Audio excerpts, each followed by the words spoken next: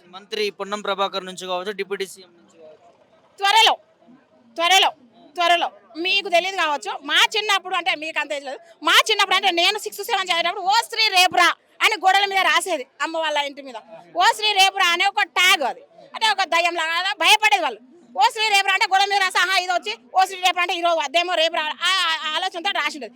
ఇప్పుడు ఏంటంటే ఏ అధికారి దగ్గర పోయినా ఏ మంత్రి గారి దగ్గర పోయినా త్వరలో త్వరలో ట్యాగ్ అదే. మీరు ఎప్పుడైనా పేపర్ వెనక అన్ని తిరిగేసి చూడండి ఒకసారి.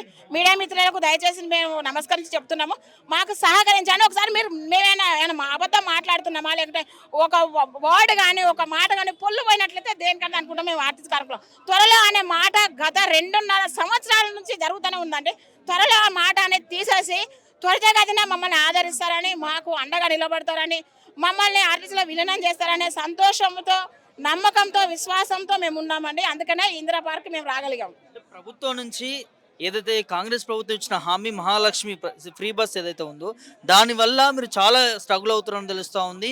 దానికోసం కూడా మీరు చాలా కష్టపడుతున్నారని తెలుస్తూ ఉన్నది. మరి ఇది ప్రభుత్వం ఎందుకు గుర్తించట్లేదు మీ పట్ల? ప్రభుత్వం గుర్తిస్తుంది కానీ అది గుర్తించినా కూడా అది ఏమో అంటారు చూడండి, ఎంత చేసినా అండ్లకే పోతుంది అన్నట్టు అవుతుంది. మా బాధ మా వేద వాళ్ళ కన్నులకు కనిపించట్లేదేమో, నాకైతే అర్థమవుతా లేదు.